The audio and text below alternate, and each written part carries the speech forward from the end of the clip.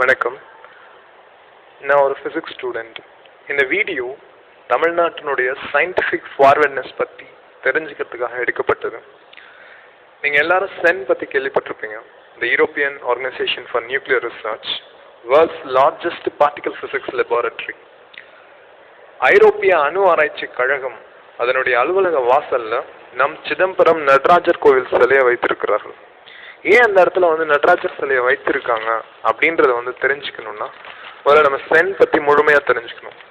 சென் இப்போ நீங்கள் பார்த்துட்டு இருக்க இந்த இடம் பூமிக்கு அடியில் 100 மீட்டர் ஆழத்தில் 27 கிலோமீட்டர் அளவுக்கு ஒரு மிகப்பெரிய டனல் இருக்கு. இந்த டனல் வழியாக தான் சபட்டாமிக் பார்ட்டிகல்ஸ் என்று சொல்லக்கூடிய அணு துகள்களை ரொம்ப வேகமாக ஆக்சலரேட் பண்ணி ஒன்னோட ஒன்று மோத வைத்து பெரிய பெரிய கண்டுபிடிப்புகளை எல்லாம் கண்டுபிடிப்பார்கள். அப்படி ஒரு வகையில கண்டுபிடித்தது தான் கடவுள் துகள் என சொல்லப்படுகின்ற காட்ஸ் பார்ட்டிகல்.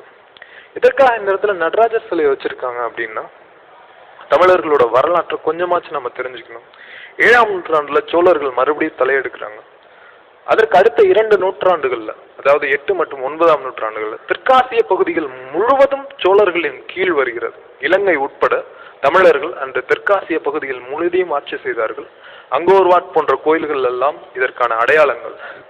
மிகப்பெரிய சமுத்திரமான பே ஆஃப் பெங்காலை சோழர்களின் இலக்கியம் ஏரி என்று குறிப்பிடுகின்றது. கடலையே ஏரி என்று குறிப்பிடப்படுகின்ற அளவிற்கு சோழர்களின் கடற்படை மிக வலிமையாக இருந்தது.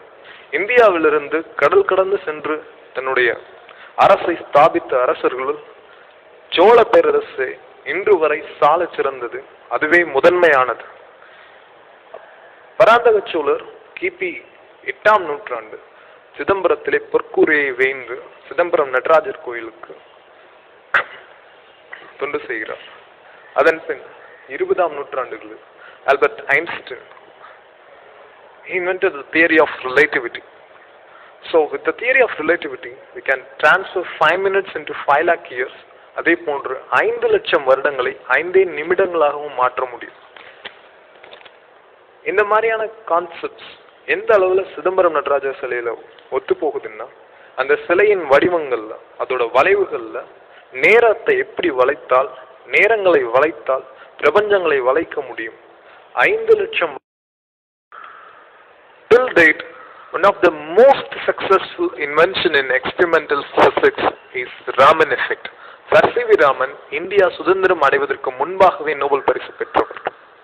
இந்தியா அடிமை தலைகளில் பூண்டிருந்த காலத்திலேயே Sir C V Raman Nobel பரிசினை பெற்றார். நோபல் பரிசு பெற்ற முதல் இந்தியரும் ராமன் தான்.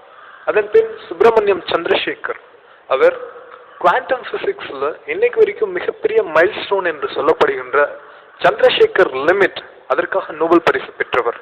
இந்த இருவருமே தமிழர்கள். அதாவது தமிழர்கள் தான் இதுவரை இந்தியாவில் பெற்ற 2 நோபல் பரிசு, அதாவது விஞ்ஞான ரீதியாக 2 நோபல் பரிசு பெற்ற இந்தியர்கள் தமிழர்களே. அதற்காக மற்றவர்கள் திறமையற்றவர்கள் என்று அல்ல. தமிழர்களின் கலாச்சாரத்திலும் தமிழர்களின் கலைகளிலும் அறிவியல் ஒன்றோடு ஒன்றாக பிணைந்திருப்பதின் அடையாளம் தான் இது. ஒரு நாடு அடிமை நாடாக இருக்கும் பொழுதே அதிலிருந்து ஒருவர் நோபல் பரிசு என்று சொல்லப்படுகின்ற மிகப்பெரிய பரிசினை பெறுகின்றார்.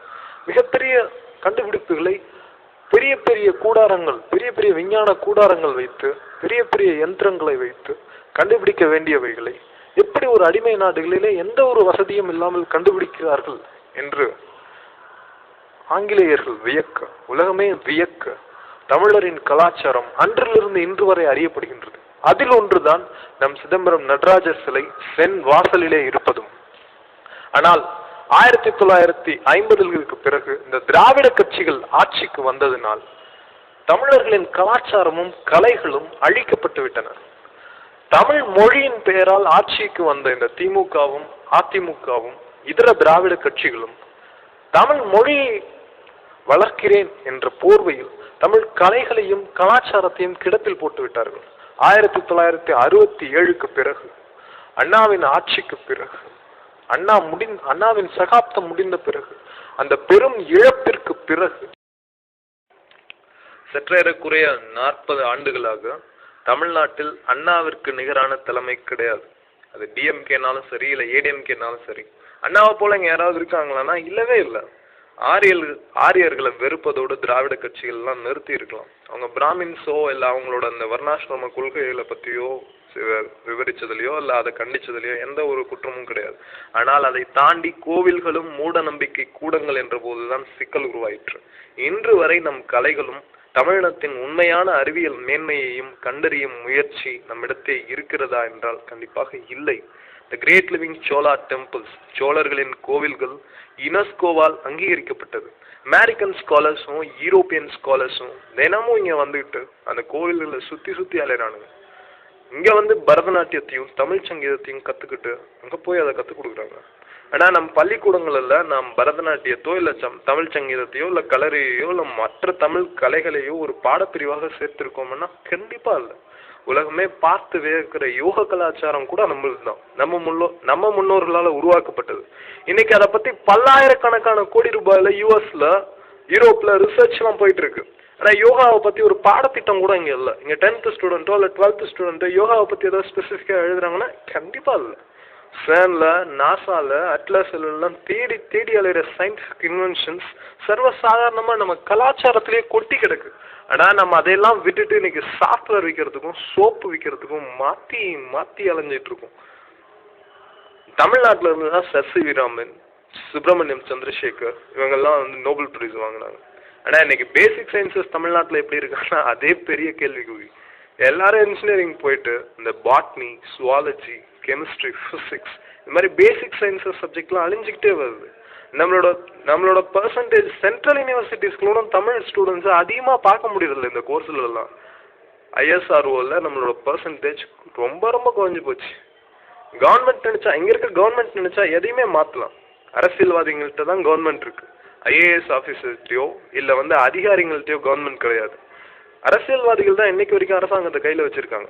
ஆனா இங்க இருக்க அரசியல்வாதிகளுக்கு தெரிஞ்சது ரெண்டே அரசியல் தான். ஒன்னு தமிழ் மொழி அரசியல், இன்னொன்னு வந்து ஜாதி அரசியல். இந்த லாங்குவேஜ் பாலிடிக்ஸையும் காஸ்ட் பாலிடிக்ஸையும் எடுத்துட்டா இவங்களுக்கு வேற பாலிடிக்ஸே பேச தெரியாது. டெவலப்மெண்ட் பாலிடிக்ஸ்னா என்னன்னு தெரியுமான்னு கேட்டா அப்படின்னா என்னன்னு கேட்பாங்க.